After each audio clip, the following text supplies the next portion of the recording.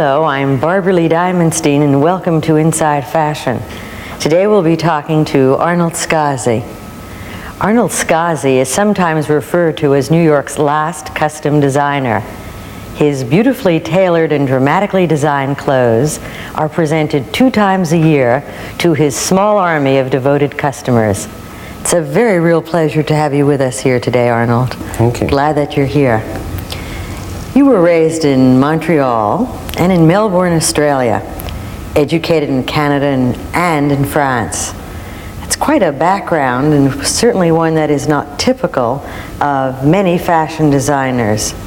How has this eclectic background influenced your work? The part of growing up in Australia was done with an aunt who was very fashionable and who dressed at Schiaparelli and Chanel, and so I think all of my background and feeling about clothes came from her, from my Aunt Ida. She was a fascinating woman, and she traveled a great deal, and because of her travels she was very knowledgeable, and a woman who sort of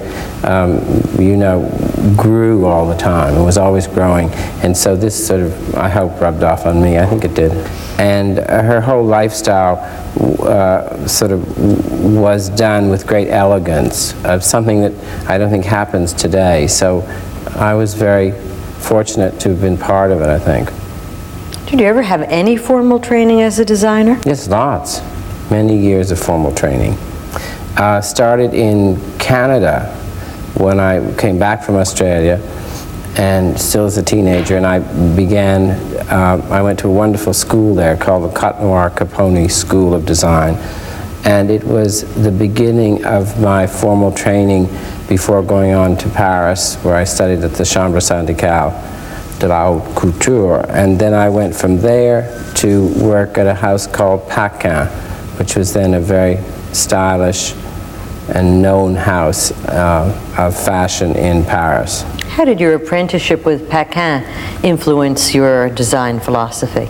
Just the whole feeling of working in a place where there was wonderful quality, beautiful fabrics, and where there were no limitations to what you could do, what you could design, and how it could be designed. How important is that kind of formal apprenticeship to the career of a designer?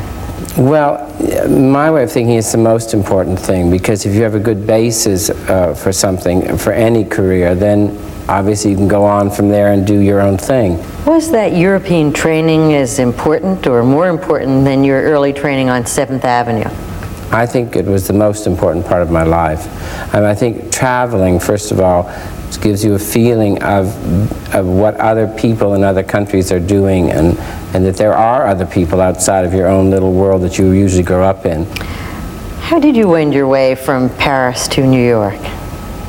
I arrived here in about 1953, I guess. I went to meet a man named Charles James, who was a then very well-known custom designer, and he heard of my background and immediately said, "Would you like to stay in New York and apprentice with me?" And I said, "Absolutely." That was my dream.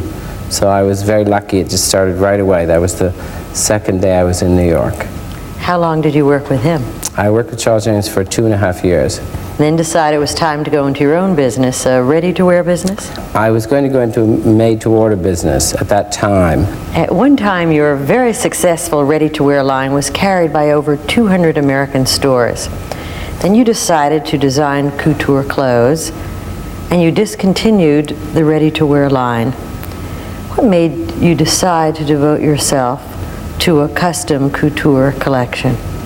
At that time, I'd been doing so many things. I had about 8 or 10 licensing agreements. I was doing also a boutique collection 4 times a year, and the couture ready-to-wear 4 times a year. So I did nothing but work. And I suddenly decided in 1964 that I was working too hard and that I was not having any fun out of life.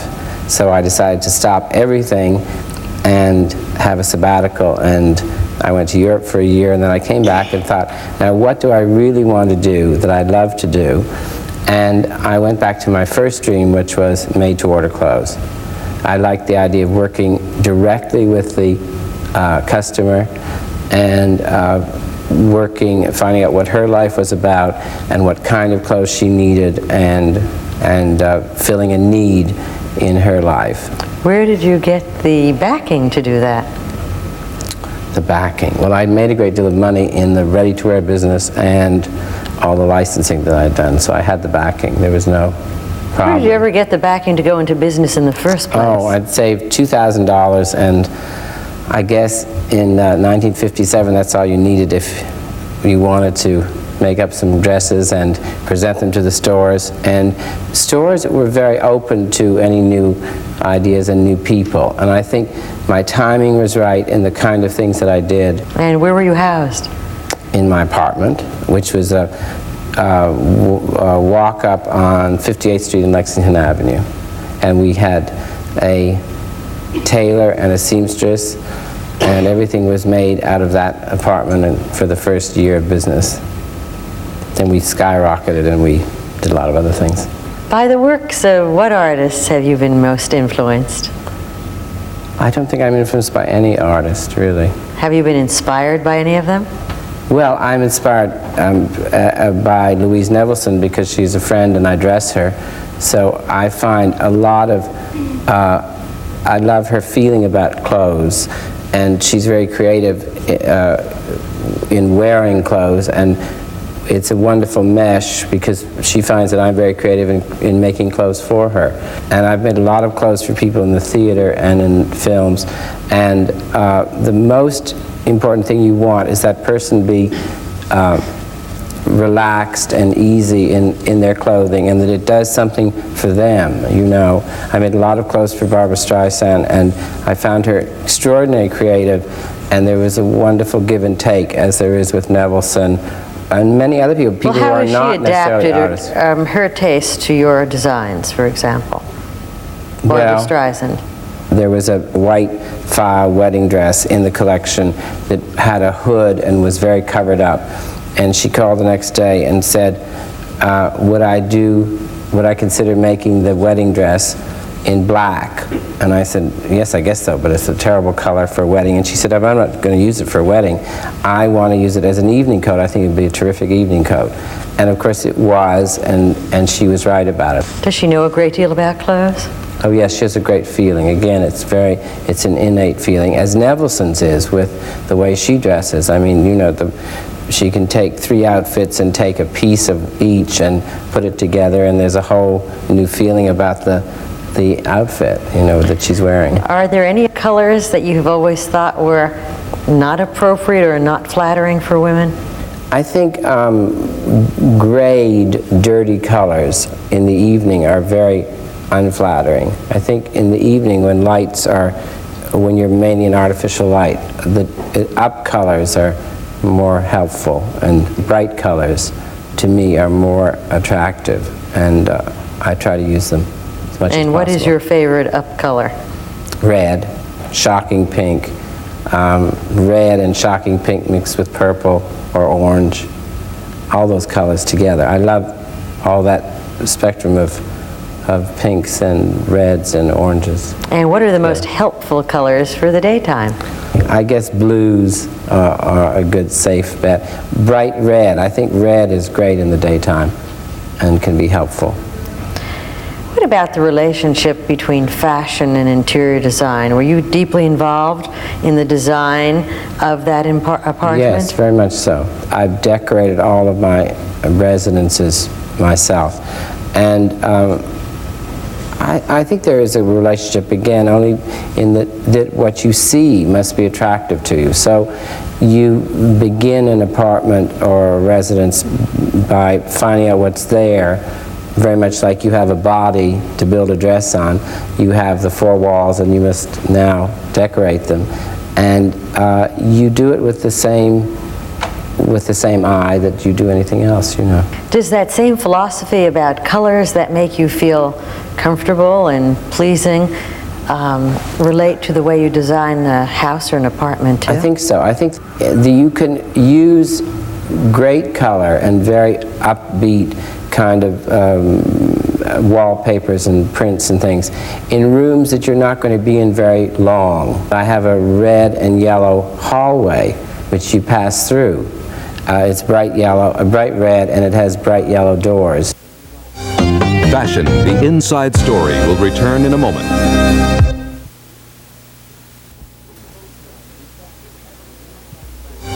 We now return to Fashion, the inside story.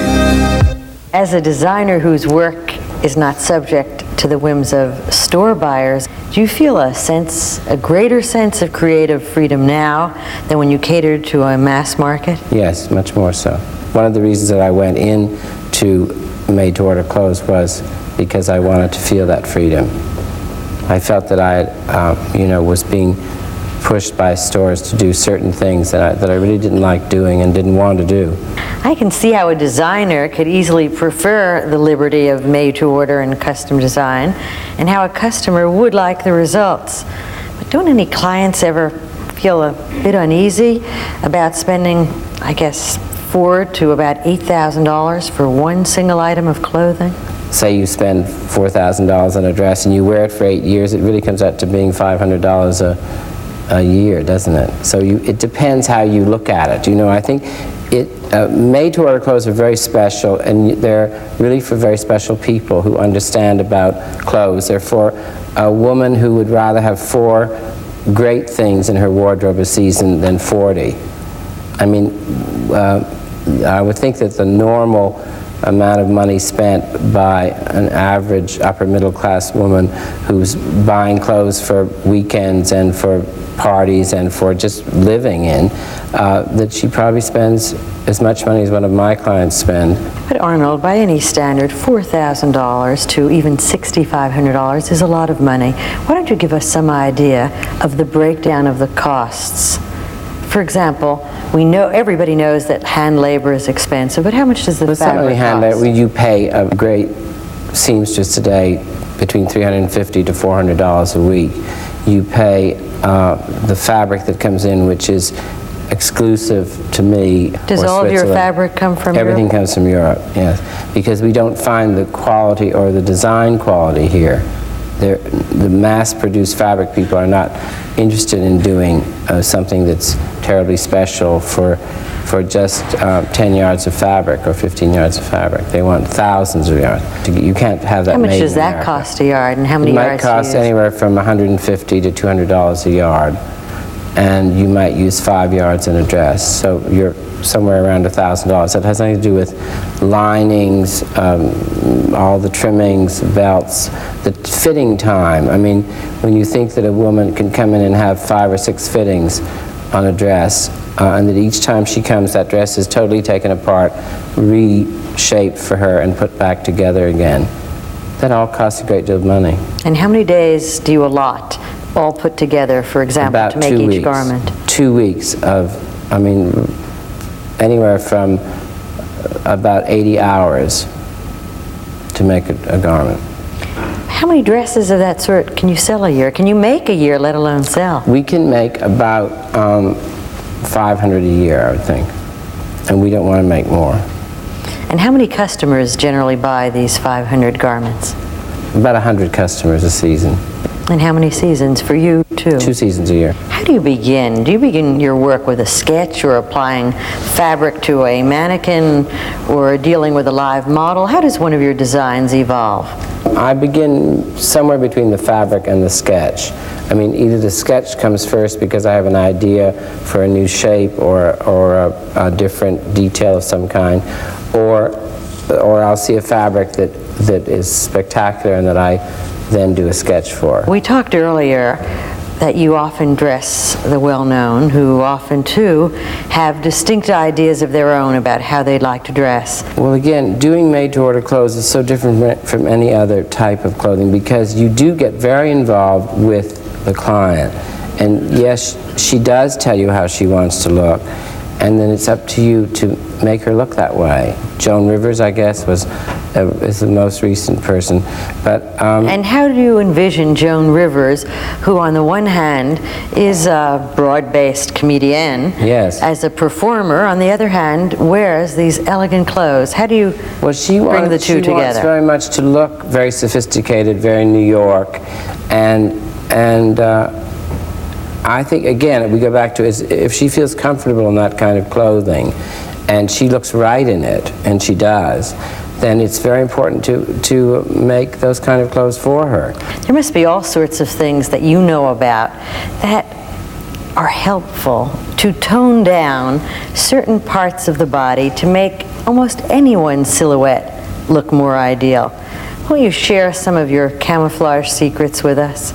We've done all kinds of tricks where you take darker panels of fabric at the sides of a dress, which automatically slims down the silhouette.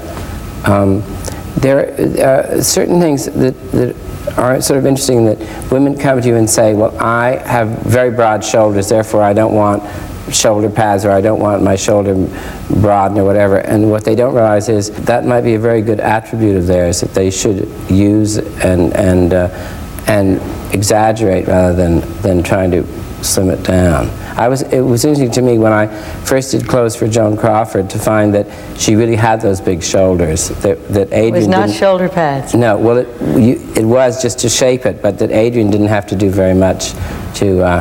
I mean, he had no other choice almost than to give her those shoulders. He just exaggerated them. How have your customers changed in the 20 years that you've been in business? Well, in this kind of business? The made-to-order customer years ago was thought of as being an older, very wealthy woman, and today it's interesting. The customer is much younger. She's a woman basically in her 40s. How important is fantasy as an element of fashion design? The most. How funny you'd ask that. Nobody ever asked that. I think it's the most important, and whenever I do a class in a school, I always say, I don't care what you design, but just make it be as fantastic as you can, because I think when a designer is starting out, it's the one time that you are not, guided by any rules. You can do whatever you want. And I think fantasy and what you dream about is the most important thing in fashion. How do you think that the clothes that you design reflect the trends of society currently? The women that I dress want to, not necessarily they want to look rich, but they want to state that they believe in, again, in quality and in the things of life that have always been there and will never change. Is that what those clothes tell us about those clients? I think so, because if you look at clothes in museums, all the beautiful clothes from the turn of the century or whatever, there was a great feeling for detail, for quality, for art in the clothes. The people that made the handmade laces and the embroideries and the people who dyed the fabrics. And they were all considered sort of artists in their way. And I think that's sadly what we've lost a great deal of in our time. You dress artists and actresses and racing stable ladies. Yes. Is there something that they all share, and however diverse their backgrounds? Yes, they have a great deal of energy, first of all. There are women who are interested in sort of life and living it, getting a great deal out of their lives, and also giving a great deal and sharing a great deal. Do you think that your interest in and affinity for their affluent lifestyle helps you to understand and meet their fashion needs? Absolutely, right, sure. I mean, I go to a lot of the balls that they go to, I go to a lot of the dinner parties that they go to, and I go to Saratoga in the summer with my racing pals, and I go to Europe, and wherever I go, mainly wherever they are, because they are my friends, and also it gives me a great feeling of how they live and what they need in their lives. Are there any women that you can think of that, by your standards, would personify American beauty? The first opinion you form about anyone is the way they look. So I think that first look must personify in some way what you are like underneath, what your personality is like. But I think Jacqueline Kennedy is a marvelous example of what I've just said. And I think she personifies in our time what glamour and dressing well and showing yourself, showing your personality off to the best advantage is. What do you think, and how would you describe that rare quality that is so often referred to as taste? Well, again, I think it's innate. I don't think you learn it. Can there be anything new in fashion design, or has it all already been done? It's always new because the proportion changes.